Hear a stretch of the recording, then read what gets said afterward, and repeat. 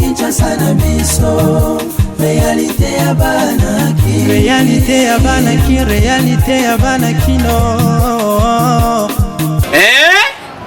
Buyukite bukuyoka kaka Kinshasa na biso kin eleki partout KNB Kinshasa na biso kin eleki partout Kinshasa eleki partout mikolo neza bino pardon Jima sala yolo karata kate ya on a bien yo Jima mukende umela KNB kin eleki partout rien à dire toi na terre envié parce que kin eleki partout et losako liboso ambongo mosanto azate Céline Don Kardasha isongolo bisous bye bana kin ke bana jako zape so kuta nango KNB TELEMA Kinshasa eleki partout Jimmy Mukendi umela KNB ko zape te so kuta nango check ovandi. Mercredi et là mon abino nyonso balandi magazine Kinshasa na biso ozo lembate ko laksabino actualité ya RDC pe ba vraie réalité à Kinshasa.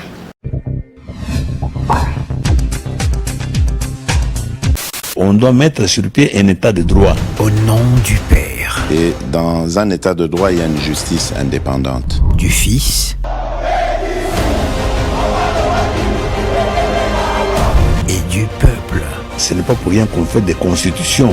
Nous l'avons promis. Pourquoi Mboké débat? Parce que ceux qui arrivent et qui sont censés prêcher par l'exemple, eux prêchent par le mauvais exemple. Nous l'avons défendu. Un état de droit, c'est celui où tout le monde respecte la loi. Mais toi, tu crois que Balandi ou Anabosani? Nous y avons cru. Mais ce que Mokonza Lobi a dit, bon, le Kambako Poana, au Salango Yo, aux Amona Maïnanga, c'est vrai, Totangakana Yo, tu vas en prison. Nous y voilà. État de droit. Le fameux docteur Jérôme Mouniangi oyo asali kisi ya Covid organique na Madagascar ayambamaki epai ya chef de l'État Félix Antoine Tshisekedi Tshilombo lobi mardi 12 mai 2020 na cité de l'Union africaine. Reportage ya Nathan Siata. Naza lokola mwana oyo azongi na ndaku ya papa na ye na maloba wana nde le docteur Jérôme Mouniangi asololaki mardi oyo le 12 mai 2020 na cité ya Union africaine et sika wapi azalaki na entretien na mokonzi ya mboka Félix Antoine Tshisekedi Tshilombo azongaki na mboka na ye République démocratique du Congo sur invitation ya chef de l'État oyo alobi ete azali très intentionné na ba recherche ya mwana mboka oyo sur malaria pe COVID-19. Jérôme Mouniangi alobi sikoyo akomene ba recherche na ye na mboka en partenariat na ba institut ya recherche pe ba chercheur congolais pe na ya mindele. Mokonzi ya mboka a promettre que ako accompagner biso na recherche po tokoka ko fabriquer produit moko oyo ekozala 100% congolais ndenge docteur Jérôme Mouniangi a peselaki. Le président de la République a été très attentif à tous les travaux de recherche que nous avions menés depuis la malaria et ce que nous aimerions faire avec le Covid-19. Donc j'étais vraiment très content, très soulagé que le président de la République soit vraiment attentif et pour cette question de l'artémisia. C'est sous l'impulsion du président de la République via la task force qui est dirigée par Dr Roger Kamba. J'ai eu l'invitation pour rentrer dans mon pays et tout a été bien organisé je suis venu dans un jet et bien encadré et sécurisé par le président de la République et je suis heureux aujourd'hui de retrouver la terre de mes ancêtres et surtout continuer mes recherches ici en République démocratique du Congo. Ce que la population peut attendre, c'est juste le résultat des recherches. Donc un chercheur n'est pas quelqu'un qui prédit. Et un chercheur travaille d'abord et il présente le résultat de ses recherches pour que la population consomme un très bon produit. Et c'est ça même ce qui nous a beaucoup plus touché que le chef de l'État, le président de la République accepte de nous accompagner dans les recherches pour que nous ayons un produit ou des produits faits par des Congolais et fabriqués en République démocratique du Congo. Je demanderais juste à la population d'attendre le résultat de recherche. J'ai quitté le pays et définitivement, parce que j'ai quitté toujours le pays, je suis parti, j'ai étudié en France, j'ai étudié au Canada, mais je rentrais toujours dans mon pays pour faire mes recherches dans mon pays. Voilà, je crois que nous sommes là et nous allons juste apporter notre petite pierre à l'édifice et surtout dans la lutte contre les maladies et dans la couverture universelle de maladies qui est dirigée par Dr Kamba pour qu'on apporte juste un soulagement à la population congolaise avec des recherches qui sont menées au Congo en partenariat bien sûr avec d'autres grands instituts de recherche et des chercheurs congolais et internationaux. Kinshasa, il est qui partout. Désiré Casimir Kolongele et Bérande Azali officiellement désigné directeur des cabinets intérimaires et chef de l'État Félix Tshisekedi. Confirmation intérim yango etangamaki lobby mardi 12 mai 2020 na télévision nationale et pas y porte-parole le chef de l'État Kasongo Mwema. Pour vous dire que consécutivement à l'empêchement circonstanciel de son Excellence, Monsieur le directeur de cabinet du chef de l'État, l'honorable Vital Kamerhe Loi Kanyinginin Kingi, son Excellence, Monsieur le Président de la République, charge conformément à l'article 9, alinéa 1er de la décision 09001 du 26 février 2009 portant règlement intérieur du cabinet du Président de la République, Monsieur le professeur docteur Désiré Cachemire Kolongele Bérande, directeur de cabinet adjoint chargé des questions politiques, administratives et juridiques, d'assumer l'intérim du directeur de cabinet du chef de l'État. Directeur général Huawei ayambamaki lundi 11 mai 2020 dernier, na ministre de Postes et Télécommunications et Nouvelles Technologies de l'Information et de la Communication Augustin Kibasa Maliba. Pour na kobeta masolo ya communication na période ya Covid-19, pe ko agrandir réseau moko stable à na RDC. Commentaire ya Nathan Siata. Directeur général ya Huawei ayambamaki le 11 mai 2020 et pas il y a ministre il y a poste télécommunication pe nouvelle technologie il y a information pe communication Augustin Kibasa Maliba li sona bango ezalaki mingi sur possibilité ya ko maintenir communication étroite pe ko stabiliser réseau na mboka na biso depuis entrée na ye na marché ya République démocratique du Congo. Huawei et vandisa masolo sur construction pe ko étendre réseau na République démocratique du Congo ko bandana DG tina 4G. Huawei azala toujours principal partenaire ya construction ya ba réseau na mboka na biso. Société est déclaré que ba besoin ya ba client nde yango ezali souci na bango po yango ndezo permettre bango ba sala ba innovation tango nyonso pona ko satisfaire ba client na bango na ko pesa bango gamme complet ya ba produit solution pe service ya Huawei oyo ezali à la fois compétitif pe sécurisé. République démocratique du Congo ezali ko disposer marché moko munene ya télécommunication pe potentiel ya développement na mikolo ezali ko ya en tant que moko ya ba fournisseur monene ya ba infrastructure technologie ya information pe communication TIC. Huawei azali partenaire fiable pour la numérisation congolaise. Ministre ya PTNTIC a remercié qui société Huawei pour la contribution ya ba service na ye pendant période où ya crise ya Covid-19. Pe a apprécié que Huawei a respecté ba engagement pe ba valeur sociale pour la République démocratique du Congo. Et sengeli koyeba que le 19 février 2020 pour la rappel tangu ya forum congolais sur l'investissement numérique, Huawei na ministère ya PTNTIC ya RDC ba signaka protocole d'accord ya coopération stratégique na domaine ya technologie ya information pe communication. Huawei alobi a ko intensifier ba action na ye pour na ko augmenter ba investissement na niveau local pe ko aider gouvernement ya République démocratique du Congo ba bâtir Congo moko numérique. Kinshasa et l'équipe partout. Bolanda évolution ya coronavirus na RDC na commentaire ya Nathan Siata. République démocratique du Congo, mardi 12 mai oyo est totalisé 50 morts suite à coronavirus depuis Ekota na mboka na biso le 10 mars eleki. Alors que mboka ezalaki nanu na 44 cas ya décès comité multisectoriel ya lutte contre pandémie et annoncé 6 décès lisusu ebakisami nde ematisi montant oyo na 50 personnes oyo ici bakufi 67 nouveaux cas ebakisami dont 57 ezali ya ville ya Kinshasa pe 10 cas ezali ya Congo central et sengeli koyeba ke ba zone de santé active oyo ezui plus de décès ya COVID-19 na ville ya Kinshasa ezali bongo zone de santé ya Ozone avec 8 cas, Gombe avec 6 cas, Binza Météo avec 5 cas, Lemba avec 3 cas, Pe Barumbu avec 3 cas. Actuellement, République démocratique du Congo est totalisé 1169 cas confirmés. Oyo bazali déjà kobe la maladie oyo na mboka na biso 148 personnes oyo si babiki.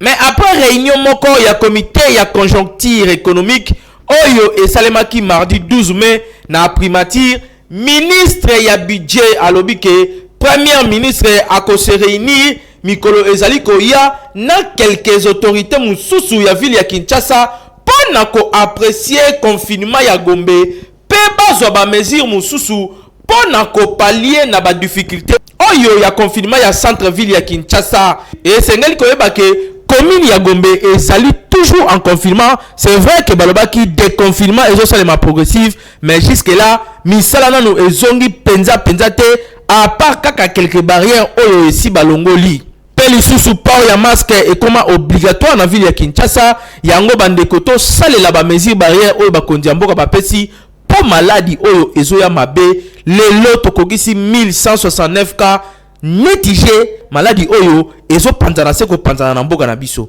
Alors ndeko fanda na ndaku soke loko ya malonga ko saleza te salela ba geste barrière ndeko nanga potobika petobiki sa bandeko mususu. Kinshasa il est partout.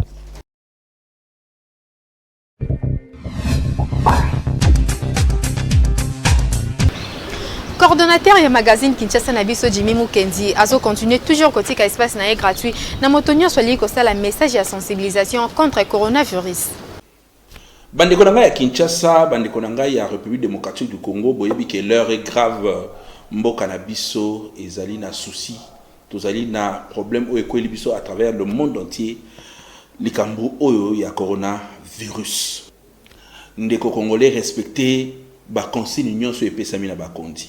Ba consigne ya hygiène esengeli toye ba ndenge nini toko repousser yango parce que ezali ko sala déjà ba mort bozali koyoka o ezali koleka na Italie.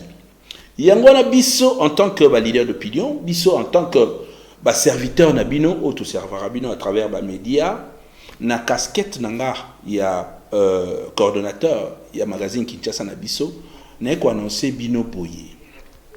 Bato nyonso topé ba autorité nyonso oyo bazali na message lié na coronavirus pour la sensibilisation, c'est-à-dire bozala une association, bozala structure, bozala individu, message na yo oyo ezali ko kende na sens ya ko sensibiliser bandeko, na sens ya ko appuyer riposte oyo tozali ko sala awa na magazine na bino KNB ekoleka gratuitement. KNB magazine na bino Kinshasa na biso et ko continuer ko servir bino ndenge elongo bani boyebi ke bolandaka biso chaque jour à partir de 18h30 na Show TV, à partir de 19h30 à PIC TV et puis à partir de 20h30 na Baraka TV.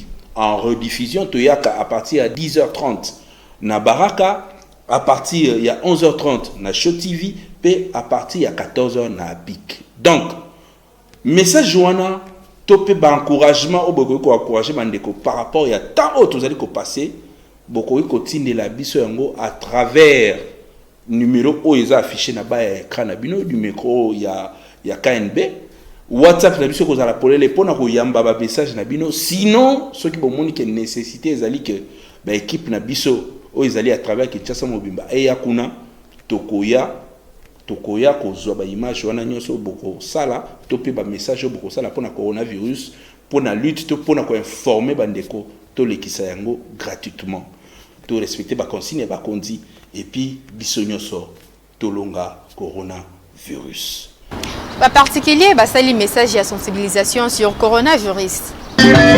bato baboni kokakobana bandako coronavirus kuna na poto bato bazobima te coronavirus kobima na poto Dorado. Oh mon frère. Kelly. Oh mon boy. Kelly. Radio immortel. Oh Kelly. Kelly. Ouais, ça va? Ah, donc moi, c'est pas mon ayo. Comment? Oui, ça va. Ah, mon frère. Ouais. Bonne collation. Yaya Nazali. Ah, na mon CP de Lukayo. Oh, mais on a Lukayo fort. C'est vrai. Même mon on a CP de moi, je sais pas comment wapi yaya. Na kimya ya. Kala maloka bisiko bien nzaka. Nini ngoboye? Yaya. Kaka na confinement. Mais confinement kangi biso. To manenge nini? Yawe munene. Ah, boyo. Anga kondi. Kondi te munene. Imorta. Cache-nez 500, cache-nez. Batela njoto na cache-nez 500. Qui m'a virus? Cache-nez. 500 francs. 500. Batela njoto na yo maman. Qui m'a virus? Qui m'a virus? Là ils sont en haut. C'est bien maman. Oh t'es personne pour nous. C'est bien pour nous tendre comme maman.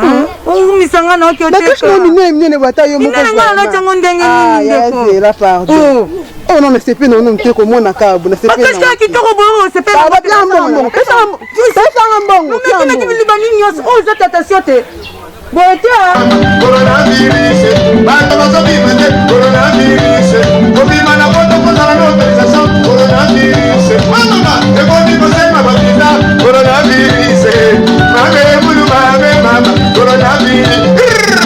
Sema kona coronavirus. Bato baboni kokakobana bandako coronavirus. Kuna na poto bato bazobima te coronavirus. Kobima na poto kozala na autorisation coronavirus. Mama, eboni kosema bakita coronavirus.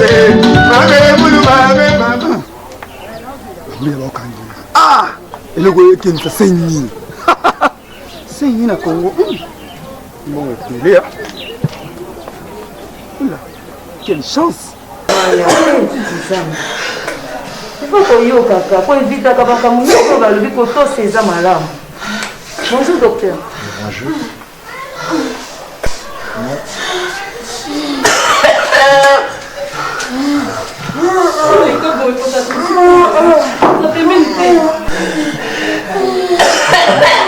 Excusez, parce que vous avez un cache à arrêter ou vous comprenez ça maman? Salut papa.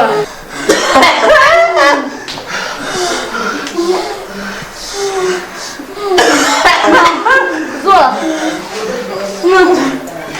Tata, vous se protéger là. Tata. Comme dans le baki. C'est l'équipe qui va pour le cabana.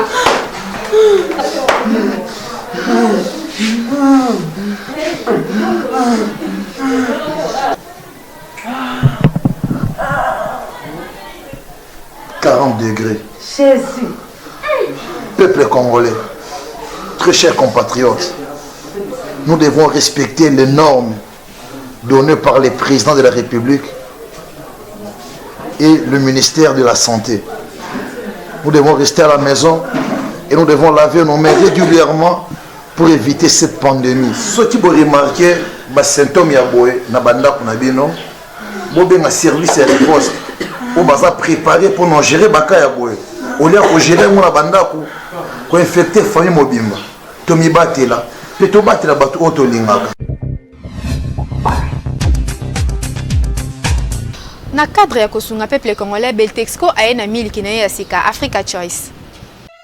Tango yango likamuna tango na yango oyo ezali tango ya miliki Africa Choice miliki ya solo oyo tondi ba vitamine ekolisaka bana kitoko pe pesaka bango mayele yango miliki Africa Choice yokelengi miliki kitoko babengi le Africa Choice ezali miliki ya mabele ya ngombe ya solo on a français babengi le animal moi to bengi ke miliki oyo Africa Choice ezali miliki ya mboka ba miliki ezala mwana muke papa mama mukolo asinga mela miliki oyo eza na qualité ya kitoko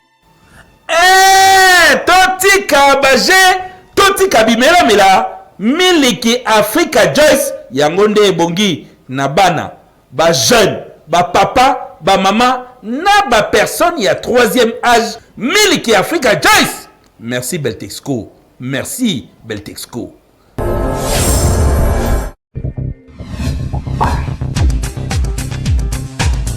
Ba jeune fille mingi bazalaka na système ya kokende kotala chéri to fiancé ya muninga na ye na absence ya camarade na ye totunaki soki eza mabe to malamu. Réponse na micro ya Hervé Zaka. Ba jeune fille mingi bazalaka na système ya kokendaka kotala mobali ya camarade na absence ya camarade na ye okomona muninga amemi epa chéri to fiancé na ye na sima ya mukongo na ye okomona moninga na ye akoma kokende kotala fiancé na ye toyebi te po babeta masolo nini. Bandeko basi bapeselaki na micro ya KNB. Eta mobali na absence na ndeni na raison ni bien le kamuno kita mobali nanga. Bon, conseil na opesa bango eza vraiment normal que na absence nanga, OK, na absence ya muninga, o eta mobile ya muninga kuna, eza normal te. Soko za peut-être na likambo, soumettre ba camarade na yo na priya comme ma rapport pa mobile na ye. So ça j'ai mo ka bengi se mais OK, kuna banga muna za okura ke ne ke camarade na OK pa mobile nanga. Ya normal te pona, biso basi tozala faible. Ceux qui ont kotala ye, ceux qui a bien dérangé, aza capable onzima. Conseil na opesa ka ba fille wana bakenda kotala ba mibali na absence ba ninga. Eza malamu toko kende kuna na esprit ya bien, mbala muninga soka lingio, eza kitoko te ya onzima. Konzima te po eza mabe, aza camarade, aza mobali ya camarade nao, eza mabe. Bon, pour la raison normale te. Camarade nanga jamais kotala mobali nanga na absence nanga. Faut azwa corps pa la ngai po makambo ekome ebele na Congo ba mibali soki mwana mwasa ye pa na ye lisolo ezara ya bolingo nga so camarade nanga ke kota mobali nanga na sens na jamais na osepe alanga fo nga moko na zala wana na pesi conseil na ba fio wa kenotala mibala baninga wana ozoki otala ina cadre bolingo po nanga eza mabe fo so lingo ke otala mobala muninga fo ozala muninga wala mbie bozaki na rendez-vous moko bino mibale yango nde oke otala pamba bongo eza mabe. Bandeko basi boyoki bino moko ndenge basi lokola bino balobi eza nango mabe te kotala mobali ya camarade na yo po okoki kozala na problème mususu esengi osolola na ye kasi ya kokende chaque fois kotala ye eza malamu te po ata likambo eza nango te kasi moninga na yo soki ayoki ke okendaka epa mobali na ye nyonso akozwela yo baide ebele pe bokoki kokabwa na amitié pe esili po bana basi ya lelo bakoma kosinye nyonso ayebi ke oyo mobali ya muninga me ye pe akoluka kaka atia mutu. Kinshasa eleki partout.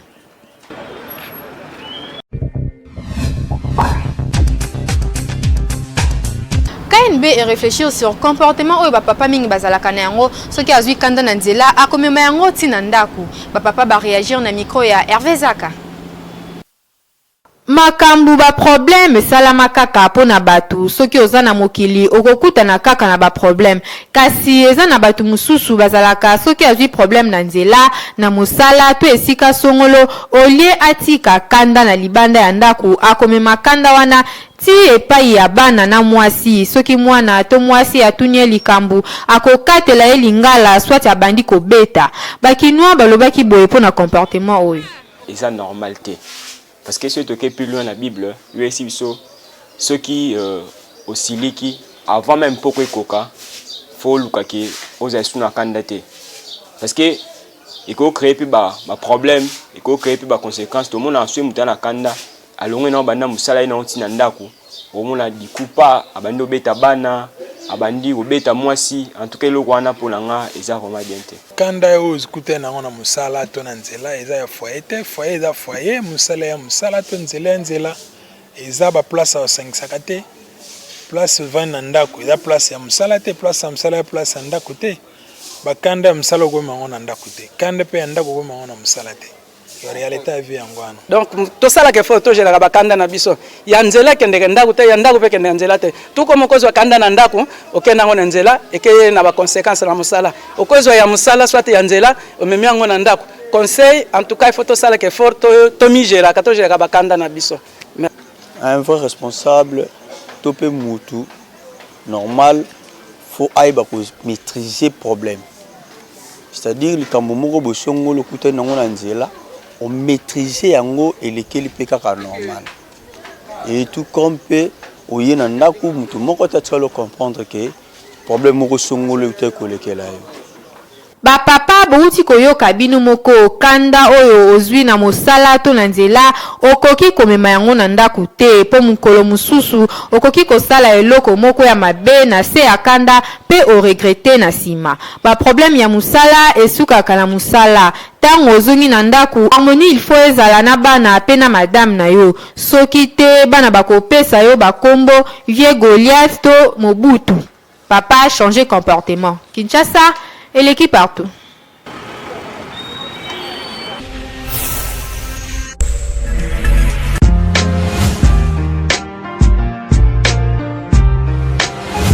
Entreprises, institutions publiques et privées, ONG, partis politiques, commerçants, sachez que la communication constitue le socle de l'émergence de vos activités, produits, services et marques. La communication ne s'improvise pas, mais les méthodes et les stratégies de la communication s'apprennent. La mouture ASBL organise la session de formation spécialisée en communication des organisations en 2 mois. Premier niveau, communication 360 degrés, les relations publiques et relations presse. Deuxième niveau, marketing marchand, marketing politique, conception publicitaire et gestion d'agence conseil en communication.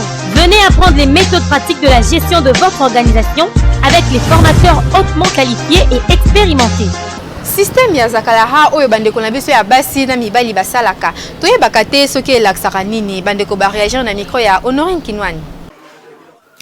Bana basi mingi surtout awa na Kinshasa bakoma kolinga mobali akoma zoba pona ye nyonso akoloba mobali atosa na esika ye mwasi azala soumise okomona mobali nde akoma soumis epai ya mwasi nzoka nde bana basi misusu batielaka mibali zakalaha na biloko po ekomisa mobali zoba liboso ya mwasi kasi biso tokutanaki na bandeko totunaki soki zakalaha elingi koloba nini.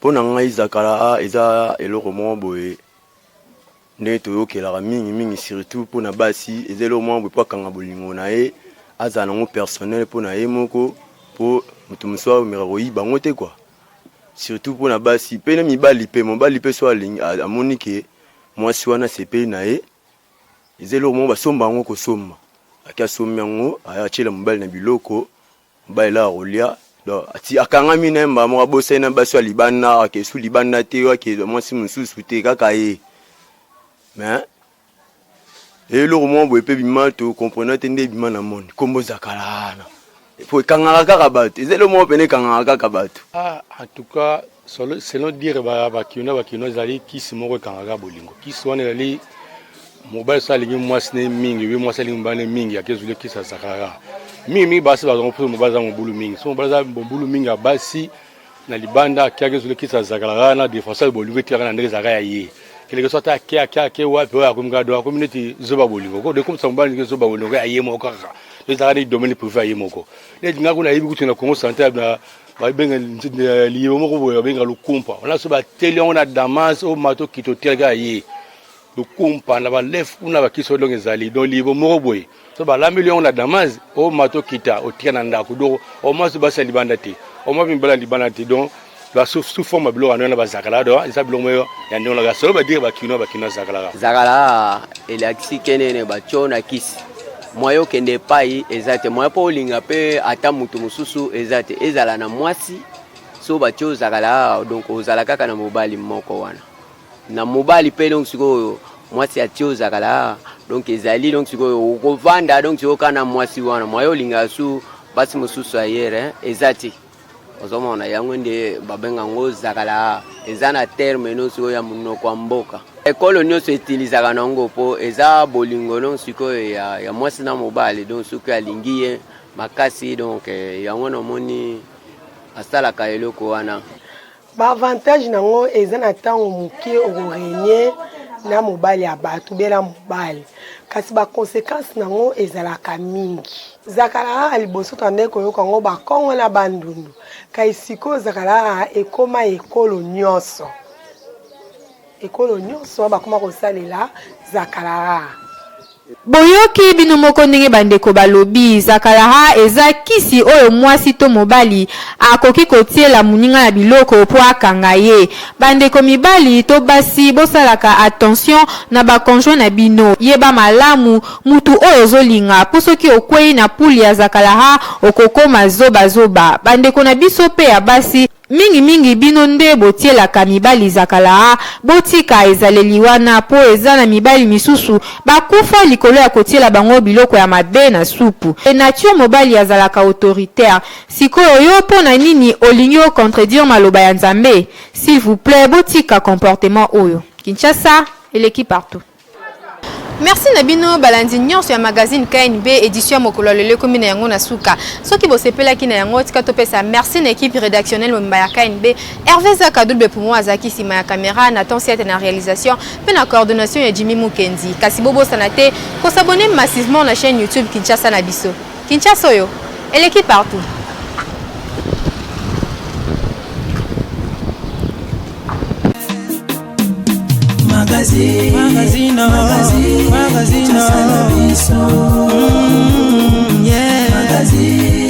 Magazine, Kinshasa na biso. Réalité ya banaki, réalité ya banaki, réalité ya banaki no.